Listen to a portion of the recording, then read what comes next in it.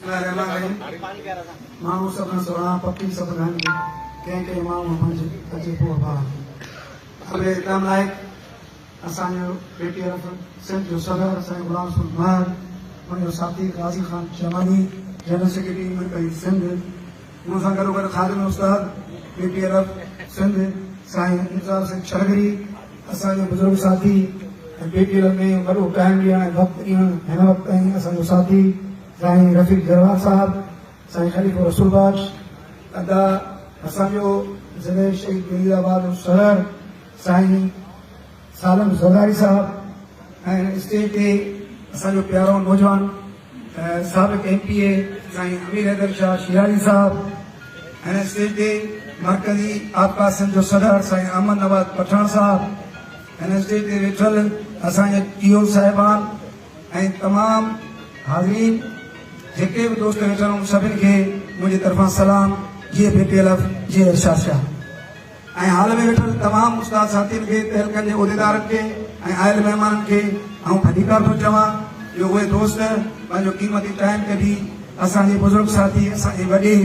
साईं इरशाद हुसैन शाह बुखारी साहब जे तेज़ी ती मेड़ा खे बि अची असांजो मान मक़ाम कयो आहे ऐं हुनजो इंतहाई शुक्रगुज़ार आहियां साईं तेज़ी ती मेड़ा को साईं इरशाद शाह जे यादि में साईं इरशाद शाह जे ॻाल्हाइजे ऐं सम्झां थो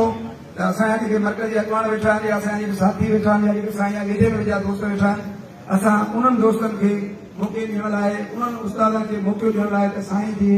असीं छा यादि कयूं असीं साईं खे छा ॻाल्हायूं साईं असांजे लाइ हिकु किताबु आहे साईं असांजे लाइ हिकु उहो किताबु आहे जेको असीं सॼी ज़िंदगी पढ़ूं त बि असीं उन किताब खे खोटाए नथा सघूं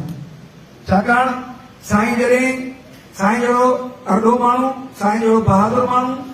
असां हमेशह उनजे साथ में रहियासीं हमेशह उन सां गॾु रहियासीं जॾहिं बि साईं अकल कंदो हो जिते बि हुकुम कंदो हो बाबा हिते पहुचो ऐं उते साईं जो हुकुम ते असीं पहुचंदा हुआसीं असीं अॼु बि चऊं था त साईं इरशाद शाह असां खां जुदा न आहे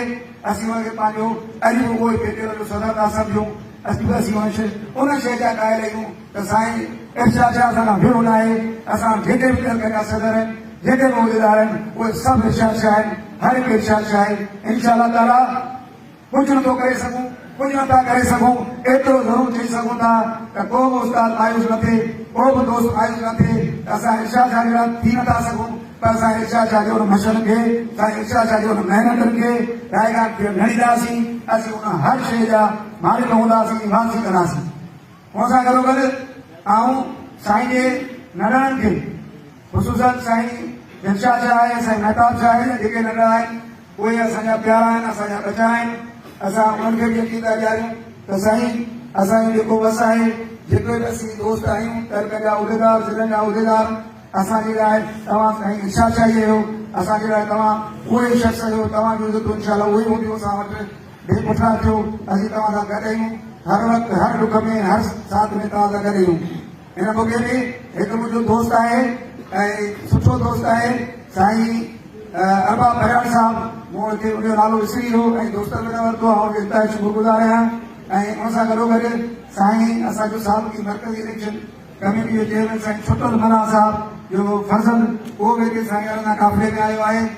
ऐं आउं वरी टाइम न वठंदुसि सभु खां पहिरीं त एतिरो ज़रूरु चवंदो साईं को बि दोस्त महिरबानी करे न वञे नंगर न्याज़ जो बंदोबस्तु थियल आहे उहे दोस्त ज़रूरु वेठा हुजनि असांजे साथ सां गॾु वेठा हुजनि साथ सलामत उस्ताद सलाम